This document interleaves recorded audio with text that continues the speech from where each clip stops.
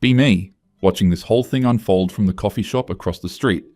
See this woman absolutely losing it in the window of her apartment. She's pacing back and forth, boxes everywhere, papers flying.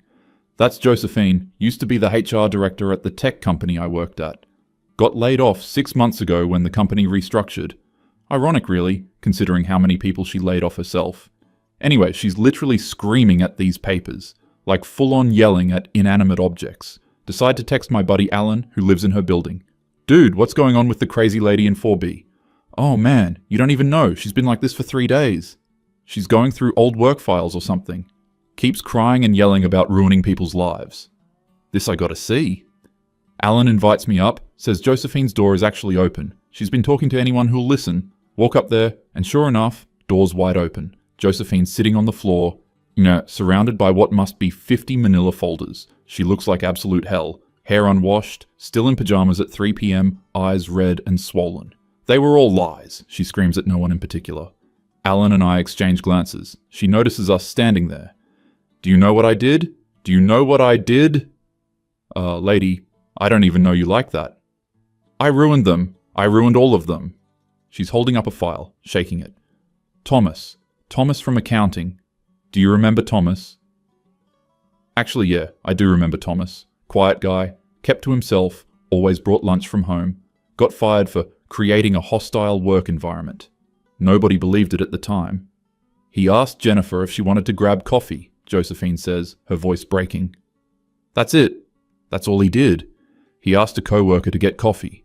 She's reading from the file now. Jennifer reported feeling uncomfortable and unsafe. I wrote here that his behavior was predatory and demonstrated a pattern of inappropriate conduct. She looks up at us with these wild eyes. What pattern? There was no pattern. Starts laughing this horrible broken laugh. I made it up. I just decided there was a pattern because there had to be, right? Men like that, they're always predators. They just hide it well. That's what I told myself. That's what I told myself. Alan sits down on the couch. Why are you going through these now? Josephine wipes her face with her sleeve.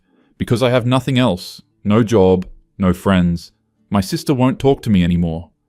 And I found these files when I was packing to move to a cheaper place. I don't know what I thought. Maybe I wanted to feel validated, like see, I was doing important work, protecting people. She picks up another folder.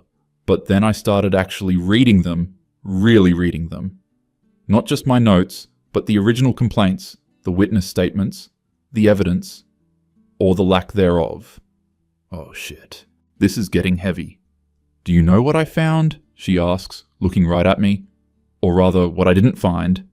I shake my head. Evidence! She shouts. There's no evidence in any of these. She throws the folder across the room. David from engineering, fired for inappropriate comments. The comment was him saying, "You look nice today," to a woman wearing a new dress. She said it made her feel objectified. I put in my termination report that he had a history of sexualizing female colleagues. Where's the history?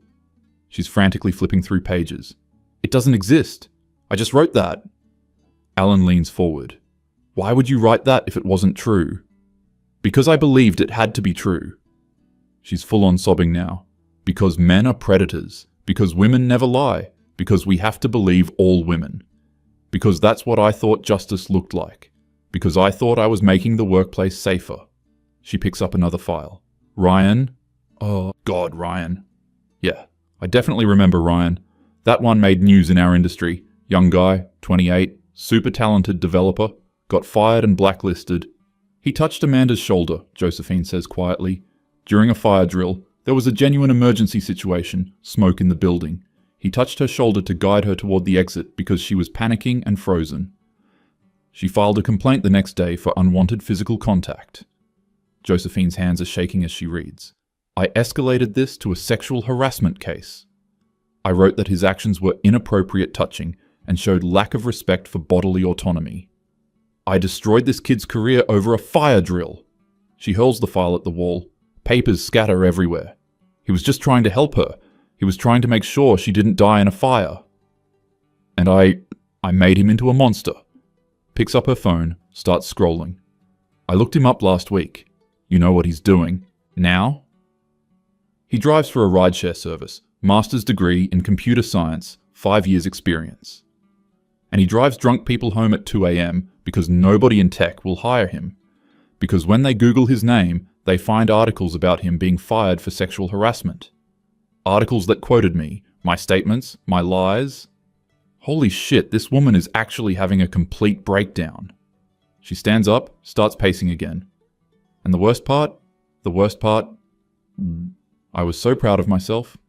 Every single one of these terminations, I felt like I was doing something important. Like I was fighting the patriarchy, protecting vulnerable women, making a difference. She laughs bitterly. I gave a speech at a conference about creating safe workplaces. Used these cases as examples of my zero tolerance policy. Got a standing ovation. People came up to me afterwards and thanked me for being brave. Brave. She picks up another file. Kevin, fired for creating a sexualized work environment. His crime? Having a photo of his wife in a bikini from their beach vacation on his desk. Someone complained it was objectifying. It was a picture of his wife, at the beach, with their kids cropped out of the photo I'm looking at now. She sits back down hard. I made him take it down. He did. Immediately. Apologized. But I still fired him 2 weeks later. Because I decided the photo showed his underlying attitudes toward women. Alan asks, "Did anyone tell you these were wrong decisions?" Josephine nods. Everyone. The CEO questioned the Ryan termination. Said it seemed extreme given the circumstances.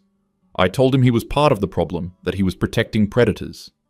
I threatened to quit and go public about the company's culture of protecting harassers. He backed down. They all backed down. She looks at us.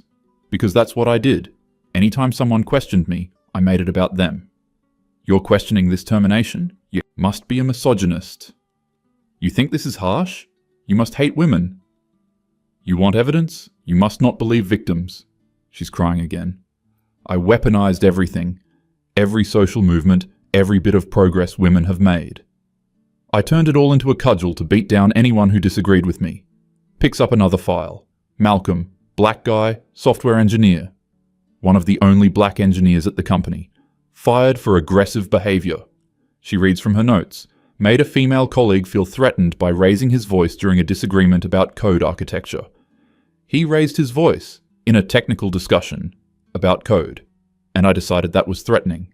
She puts her head in her hands. Do you know what I realized when I reread this file? I'm probably racist as heck too. How many times did I perceive black men as aggressive for the same behavior I excused in white women? How many times did I ignore their explanations because I'd already decided they fit a pattern? This is genuinely uncomfortable to watch. Alan tries to say something supportive. Look, you were trying to do the right thing. Maybe you just... No, she cuts him off. Stop. Don't do that. Don't make excuses for me. That's what everyone did. That's why I got away with this. Oh, Josephine's just really passionate about women's issues. She's a strong advocate. Sometimes she goes too far, but her heart's in the right place. My heart. She stands up again, grabbing files. My heart doesn't matter when I destroyed these people's lives. When I didn't care about evidence or due process or basic fairness. When I decided that my feelings about justice were more important than actual justice. She's reading through another file now. Patrick. Oh, Jesus, Patrick. Wait, I know this one. This was the one that got really messy. Patrick was accused by Elena of stalking her. The evidence was that he parked near her car in the parking's garage. And he left work at the same time as her 3 times in 1 week. Josephine is reading the file with fresh horror on her face. He parked near her car because it was literally his assigned parking space. They were assigned next to each other. He left at the same time because they had the same work schedule. And when he explained this, I put in my notes that his excuses showed lack of accountability. She looks like she might throw up. I interviewed Elena. She said she just had a feeling about him. That he seemed creepy even though he'd never spoken to her.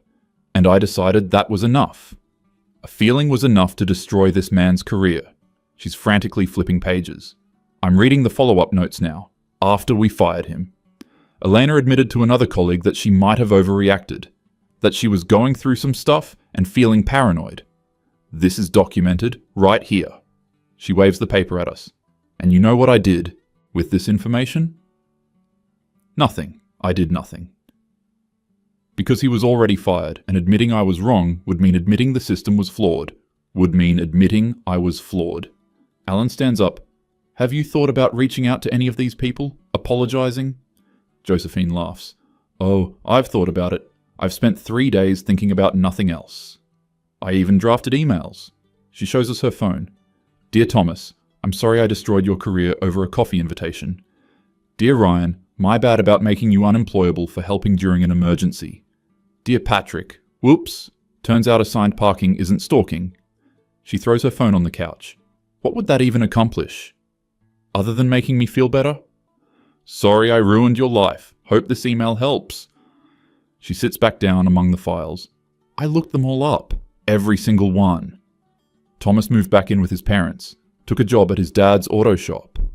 David's wife left. Him.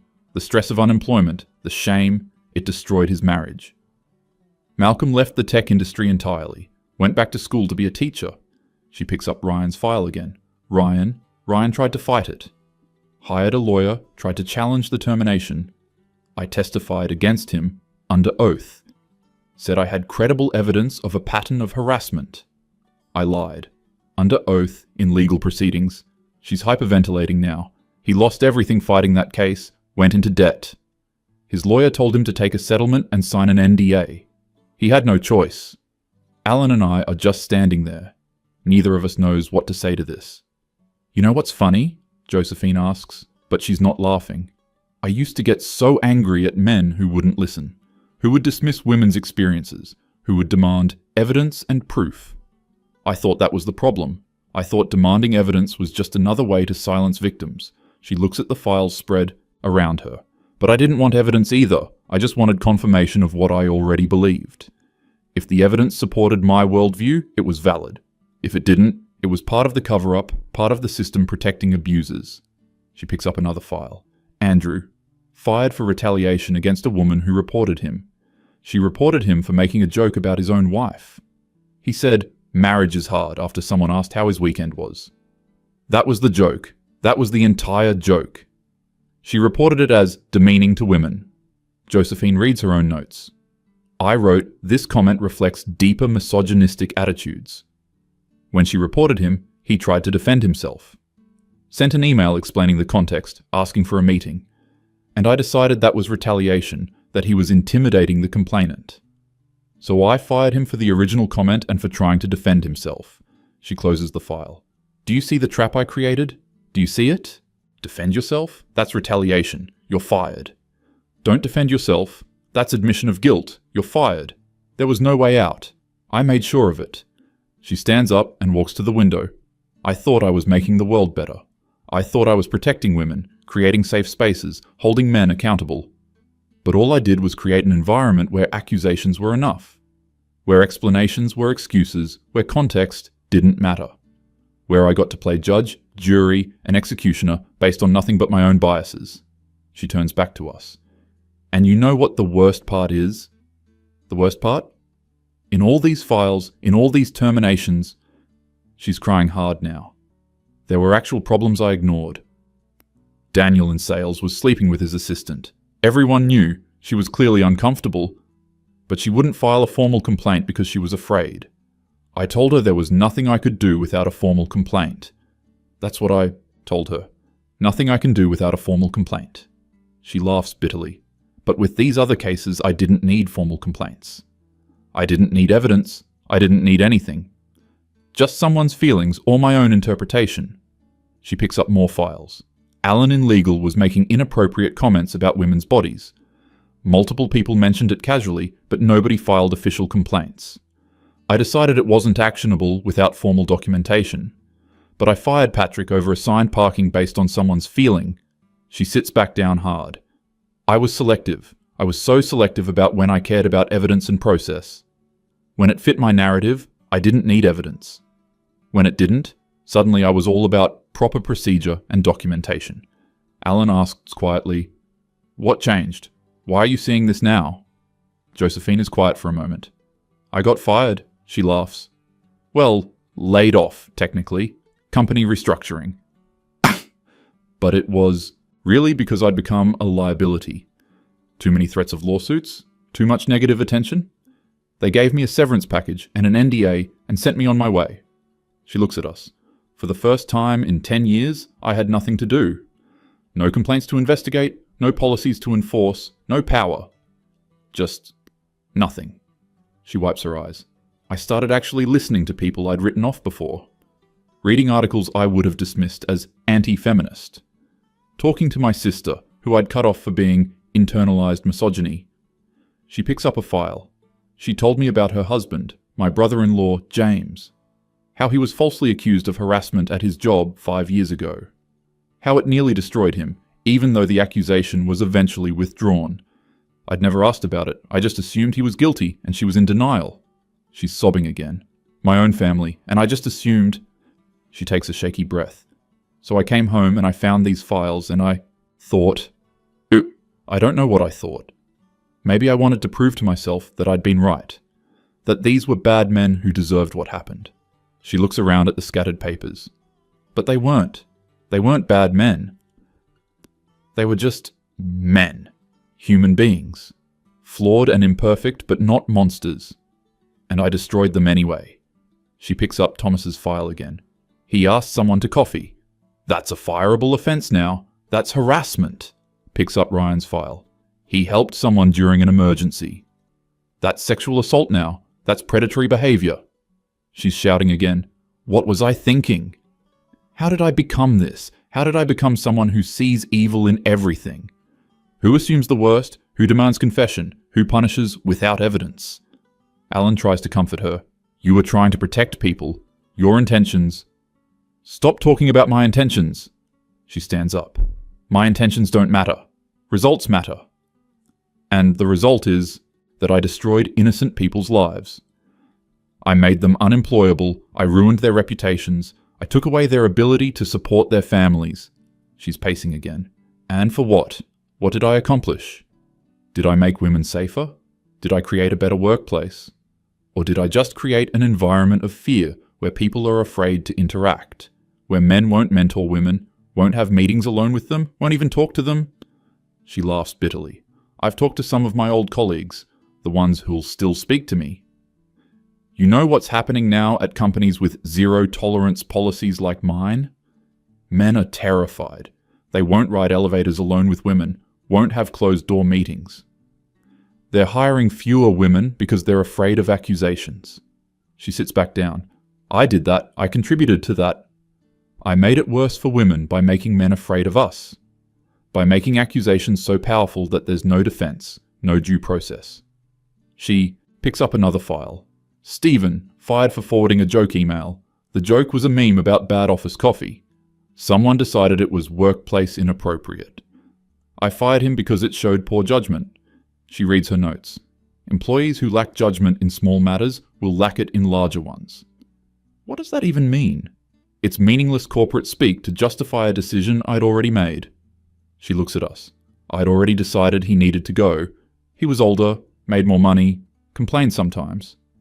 So when this complaint came in, I saw my opportunity. The joke was just an excuse. She's crying again. How many of these were just excuses?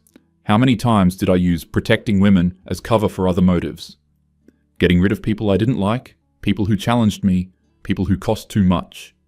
She stands up and starts gathering files. I need to do something. I can't just sit here with this.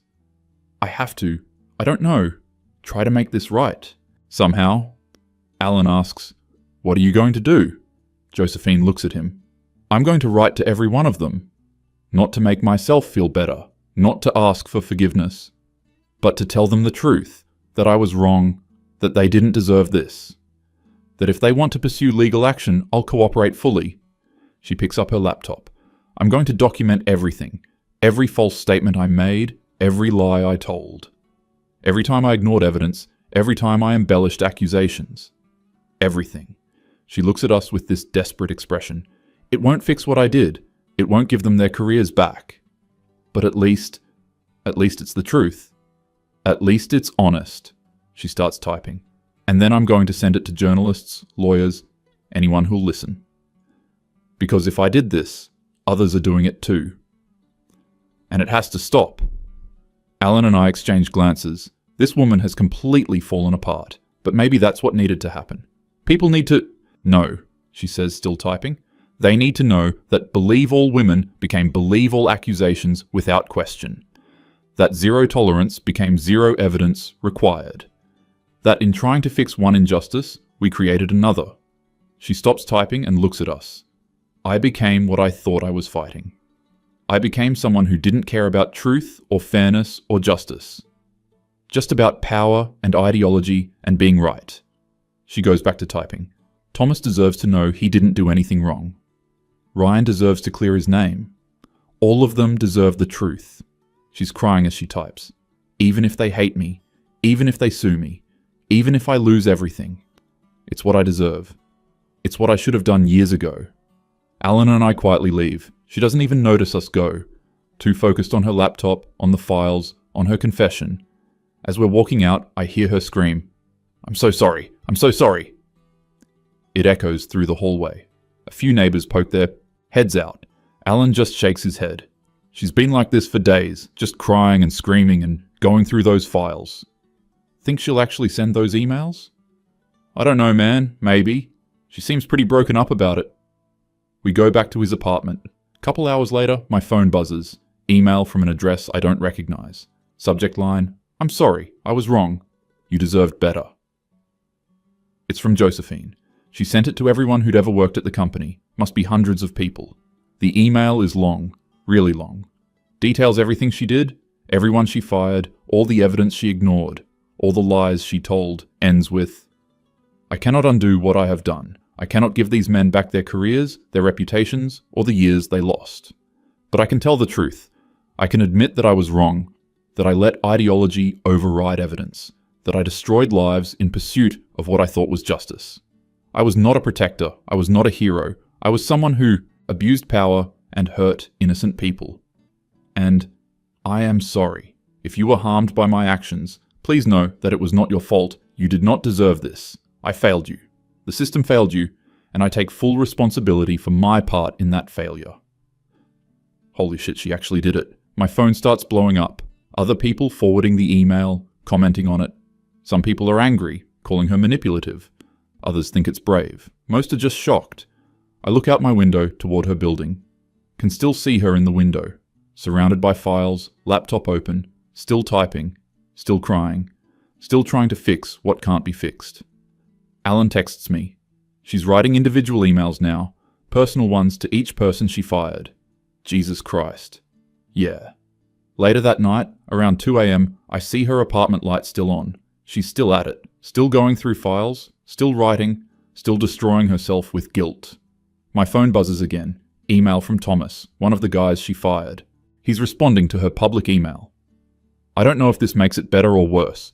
I lost my career, my confidence, years of my life, because someone asked me to believe that I was a predator for inviting a colleague to coffee. And I started to believe it myself. Started to think maybe I was the problem. Maybe I was creepy and didn't know it. It destroyed me. Your apology doesn't fix that, but at least now I know. I wasn't crazy. I wasn't a monster. Thank you for that, I guess. Even if it's too late. Heck, Josephine emails back within minutes. It is too late, you're right. And I'm sorry. Not the hollow sorry of someone seeking forgiveness, but the sorry of someone who knows they don't deserve it. You weren't crazy. You weren't a monster. You were a casualty of my certainty, my refusal to question my own righteousness. I hope knowing the truth brings you some peace, even if it can't bring back what you lost. This goes on all night. She's responding to every email, every message. No excuses, no justifications, just acknowledgement and apology. By morning, the story's picked up online. Former HR director admits to wrongful terminations. Woman confesses to destroying careers over false accusations. The comments are vicious. Some supporting her honesty, most condemning her, calling for her to be prosecuted, sued, destroyed the way she destroyed others. Around 9 a.m, I see her leave her apartment. She looks like death. Hasn't slept, still in the same clothes, carrying a box of files. Alan texts, she's going to a lawyer, wants to see if those guys can sue the company and her personally. She's going to help them build their cases.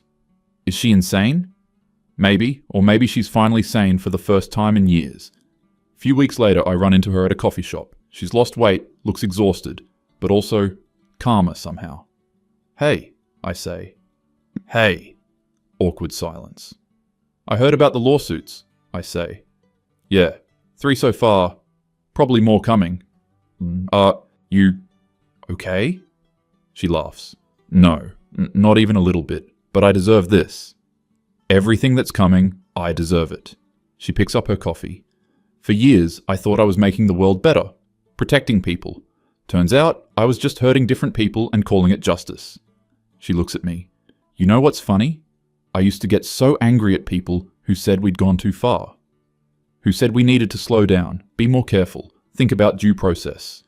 I thought they were the enemy, protecting the patriarchy. She shakes her head. They were right. We did go too far. I went too far. And good people paid the price for my righteousness. She stands up to leave. Anyway, I'm sure you've got places to be. Josephine, I say. She turns. What you're doing now, admitting it, trying to make it right, that takes guts. She smiles sadly. No, it doesn't. It's the bare minimum. It's what I should have done years ago. Before I destroyed all those lives. She walks out. I sit there thinking about the whole situation. About how someone can be so certain they're doing good, while actually doing so much harm. About how ideology can blind you to reality. About how easy it is to become the villain while thinking you're the hero. My phone buzzes. Another email from Josephine. This one's public again, sent to news outlets and legal organizations. I am writing to formally retract all testimony I gave in employment termination cases between 2015 and 2023. My statements were influenced by bias rather than evidence. I embellished accusations, ignored exculpatory evidence, and mischaracterized innocent behavior as harassment. Any legal proceedings based on my testimony should be reopened and reviewed. I am available to provide sworn statements correcting my previous falsehoods. The men I accused deserve justice. Real justice. Not the performative version I provided. She's actually doing it, completely destroying any credibility she has left. Burning every bridge, nuking her entire professional reputation, all to try to fix what she broke. Doesn't make it right. Doesn't give those guys their lives back. But it's something. A few months later, I hear she's working at a warehouse. Entry level, minimum wage. Her professional career is over. No one in HR will touch her. She's been named in 6 lawsuits so far. Probably going to lose everything. But apparently she shows up every day. Does her work? Doesn't complain. Someone asked her how she ended up there. She said, I spent years destroying people's ability to work in their field. Now I know what that feels like. Seems fair. Last I heard, she sold her apartment to help settle one of the lawsuits, moved into a studio in a bad part of town, still working at the warehouse, still writing apology letters, still trying to help the guys she destroyed build their legal cases, still completely shattered by what she did. Thomas got a settlement and a retraction from the company, was able to get a job in his field again. Ryan's case is still pending, but looking better. Malcolm's working on a lawsuit with several other former employees. Patrick got a written apology from the company and expungement of his record. Not everything's fixed. Some damage can't be undone, but at least the truth is out there now. At least people know what happened. Josephine's the cautionary tale now, the example of what happens when you prioritize ideology over truth. When you stop asking what's right and start asking who's right.